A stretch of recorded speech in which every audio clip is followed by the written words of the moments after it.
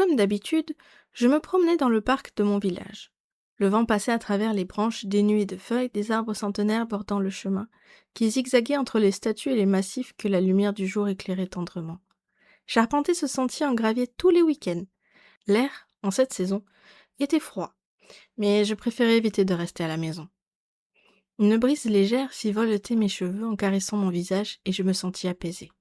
Enfonçant un peu plus ma tête dans mes vêtements, après avoir grelotté, je ne laissais que mes yeux affronter le vent glacé qui tentait de passer entre ma vieille écharpe et mon bonnet assorti. Il me gardait au chaud depuis le collège, et même si le choix ne m'était pas donné, je n'avais aucune envie de m'en séparer. Même si le bleu marine avait fané et que des trous commençaient à apparaître, je m'en fichais. Une fois encore, elle se trouvait là, assise sur mon banc en pierre et bois vert, semblant attendre quelque chose.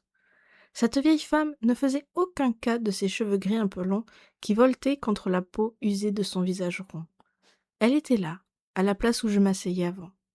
La vision aurait pu être poétique, mais l'intensité de son regard empêchait de s'attarder sur autre chose que ses yeux de lynx d'un étonnant vert clair.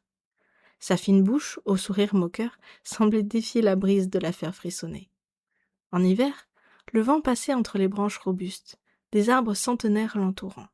Mais lorsque venait le printemps, se parant de leur feuillage verdoyant, l'éclat du soleil ou la brise ne parvenait pas jusqu'à l'assise.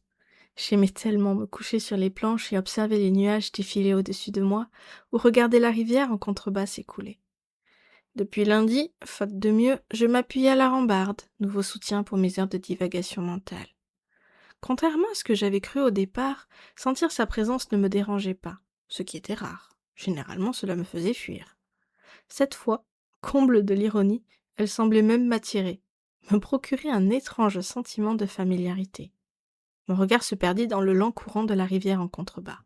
Des branches d'arbres morts étaient emportées par le léger courant et je les regardais passer, bouts de bois dansant à la surface de l'eau boueuse.